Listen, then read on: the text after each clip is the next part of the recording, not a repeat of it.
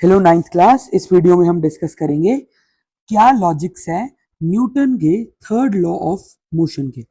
अब बेटा न्यूटन का थर्ड लॉ सिंपली क्या कहता है, every action has an equal and opposite reaction. Her action का एक इक्वल और अपोजिट रिएक्शन होता है। एग्जाम्पल से डिस्कस करते हैं। ये देखिए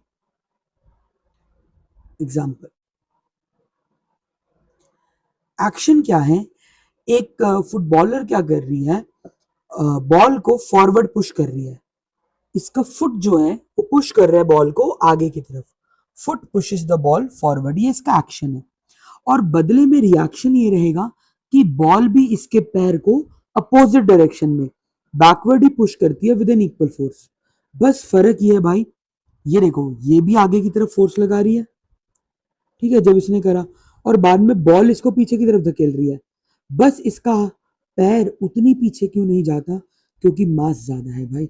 अदरवाइज अगर फॉर एग्जांपल ये फुटबॉलर 20 न्यूटन की फोर्स लगा के बॉल को पुश कर रही है ना, अगर ये फुटबॉलर ने मान लो 20 न्यूटन की फोर्स लगाई, 20 न्यूटन की, तो ये फुटबॉल ने भी इसके पैर पे 20 ही न्यूटन की अपोजिट डायरेक्शन में फोर्स लगाई, लेकिन इसका पैर उतनी पीछे क्यों नहीं गया, क्योंकि भाई इसका मास ज्यादा था एज कंपेयर टू फुटबॉल। ये देखो proper theory, kicking a ball, our foot pushes the ball forward. As a result जो बॉल है वो भी पुश करती है हमारे पैर को बैकवर्ड बराबर की फोर्स से। एक्शन क्या रहा, फुट ने पुश करा बॉल को, और इसका रिएक्शन भी था कि बॉल ने पुश करा फुट को। अब अगर आपसे कोई पूछ ले तो फिर पैर क्यों नहीं इतने पीछे गया उसका, सिंपल लॉजिक भाई, क्योंकि उस फुटबॉलर का मास तो फुटबॉल से ज्यादा था ना, दैट इज द रीजन। अब ये देखो दूसरा example, example number 2, pushing a table while sitting on a revolving chair. क्या है भाई, आप एक रिवॉल्विंग चेयर पर बैठे हो और आप एक्शन क्या कर रहे हो, आप रिवॉल्विंग चेयर जिसके नीचे व्हील्स होते हैं, आप इस पर बैठ के टेबल को आगे की तरफ पुश करो, करके देखना आप पीछे जाओगे, पता क्या होगा, आप टेबल पे हाथ रखो और उसको पुश करो, होगा क्या, आप पीछे मूव हो जाओगे। आपकी जो चेयर है, ये देखो आपकी जो चेयर है ये पीछे की तरफ जाएगी। आपने तो आगे की तरफ फोर्स लगाई, बट आपकी चेयर पीछे की तरफ जाएगी, क्योंकि भाई अगर आप टेबल को आगे की तरफ धक्का दे रहे हो तो बेसिकली अगर आप फोर्स एक्सर्ट कर रहे हो टेबल पे, तो टेबल भी आपके ऊपर एक इक्वल और अपोजिट फोर्स ही लगाएगा, और रिवॉल्विंग चेयर है तो वो पीछे फटाफट से मूव कर जाएगी। जितनी तेजी से आप इस टेबल पर धक्का लगाओगे उतनी तेजी से ही आप भी पीछे भागोगे। लॉजिक, क्योंकि हर एक्शन का इक्वल एंड अपोजिट रिएक्शन होता है। थ्योरी भी पढ़ते हैं इसकी, pushing a table while sitting on a chair. अगर आप पुश कर रहे हो एक टेबल को फॉरवर्ड, तो हम उस पर फोर्स लगा रहे हैं, टेबल भी एक इक्वल फोर्स लगाएगा हम पे अपोजिट डायरेक्शन में। एज ए रिजल्ट जो चेयर है वो पीछे की तरफ भागेगी। नेक्स्ट,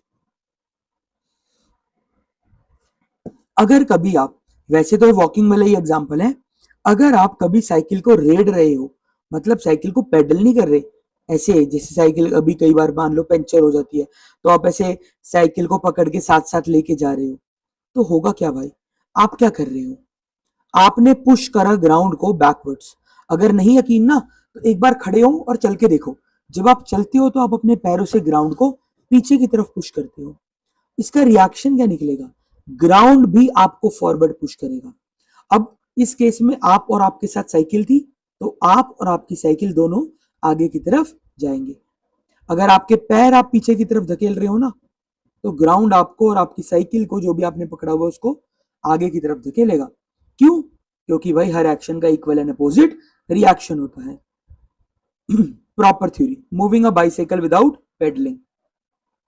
अगर आप पुश करोगे ग्राउंड को पीछे की तरफ अपने पैरों से, तो ग्राउंड भी आपको फॉरवर्ड पुश करेगा। इसी के रिजल्ट से आप और आपकी बाइसाइकिल दोनों आगे की तरफ भागेंगी।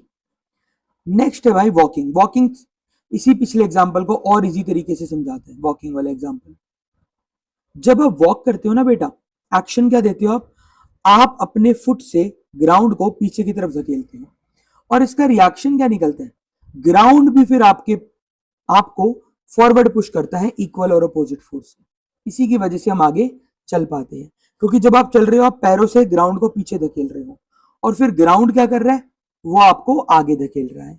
ऐसा क्यों हो रहा है, क्योंकि हर एक्शन का इक्वल एंड अपोजिट रिएक्शन होता है। वॉकिंग एंड रनिंग दोनों केसेस में। जब आप चल रहे हो, मान लो आपके पैर पुश कर रहे हैं ग्राउंड को पीछे की तरफ, उसका रिजल्ट, उसका आउटकम क्या निकल रहा है? ग्राउंड भी एक फॉरवर्ड फोर्स लगा रहा है और इसकी वजह से आप चल पा रहे हो। ये देखो कितनी फनी सी फोटो है। ये बच्चा क्या कर रहा है? ये बच्चा एक पेड़ चढ़ रहा है, कोकोनट ट्री। जब ये चढ़ रहा है ना भाई, ये अपने पैर से इस ट्री को नीचे की तरफ धक्का दे रहा है और एज अ रिजल्ट वो ट्री जो है वो इसको ऊपर की तरफ धक्का दे रही है और ये बच्चा ऊपर चढ़ रहा है। ये देखो एक्शन। जब आप एक कोकोनट ट्री को क्लाइम कर रहे हो तो जो पर्सन है वो ट्री को नीचे की तरफ धक्का दे रहा है अपने पैरों से, force by person on the tree downward direction. और वो ट्री जो है वो पर्सन पे एक फॉरवर्ड डायरेक्शन में, उल्टी डायरेक्शन में फोर्स लगा रही है और ये बंदा ऊपर की तरफ जाएगा। क्यों हो रहा है ऐसा?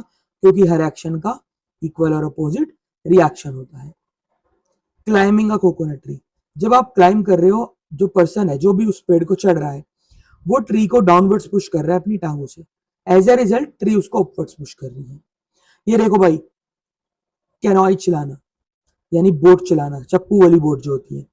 जब आप चप्पू वाली बोट चला रहे हो, आप क्या कर रहे हो? ध्यान से देखना, इससे क्या करेगा?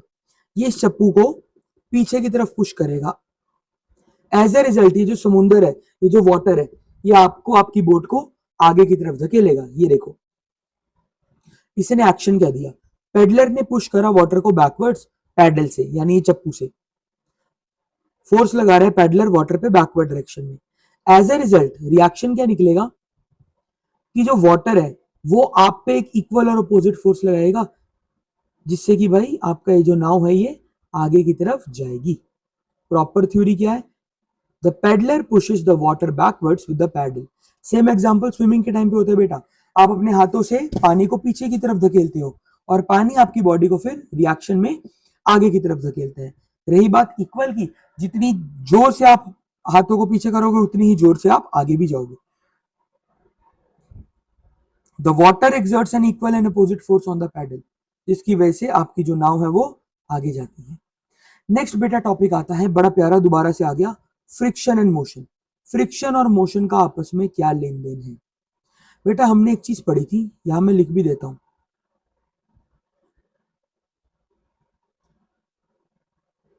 जितना सरफेस हार्ड होगा ना,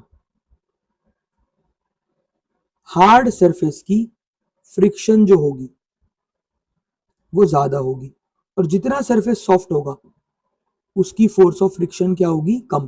तभी तो बेटा केले के छिलके पे आप फिसल जाते हो, क्योंकि ग्राउंड के कंपैरेटिवली वो तो सॉफ्ट है, फ्रिक्शन इतनी कम है, आप स्लिपरी हो जाते हो एकदम से। अब क्या है भाई, ये जूतों वगैरह के सोल्स जो होते हैं, ये देखो कितने सारे डिजाइन बने हुए हैं, गड्ढे बने हुए हैं, पैटर्न्स बने हुए हैं, ये हार्ड बनाते हैं आपके जूते को। क्या लॉजिक है? रफ सोल्स जो है वो रफ होंगे, हार्ड होंगे, फ्रिक्शन बढ़ेगी शूज और ग्राउंड के बीच में, ज्यादा फ्रिक्शन प्रोड्यूस होगी, तो आप स्लिप नहीं करोगे और अच्छे से वॉक कर पाओगे, क्योंकि रफ सरफेस से इंक्रीज होगी फ्रिक्शन, जिससे स्लिपिंग नहीं होगी और चलना आसान होगा। अगला क्वेश्चन आ जाता है, व्हीकल के टायर्स में ट्रेड्स क्यों होते हैं? बेटा ट्रेड्स ना इन डिजाइनों को कहते हैं जो बना रखे हैं ना, ये एक टायर के ऊपर ये पैटर्न से जो होते हैं, ये क्या करते हैं? ये आपके टायर को हार्ड बनाते हैं, और हार्ड का मतलब क्या होगा? उसकी फ्रिक्शन क्या होगी? ज्यादा, तो टायर स्किड नहीं करेगा। The tyre trade increase the friction between the tyre and the road.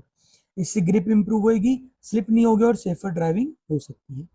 Tyre threads increase the friction between the tyre and the road, इससे ग्रिप बढ़ती है और सेफर ड्राइविंग आप कर सकते हो। तो बेटा जस्ट ये सारी आपकी 9 साढ़े 9 मिनट की मिनट 9 साढ़े 9 मिनट की सारी ये वीडियो, एंड दैट्स इट। ठीक है बेटा, थैंक यू।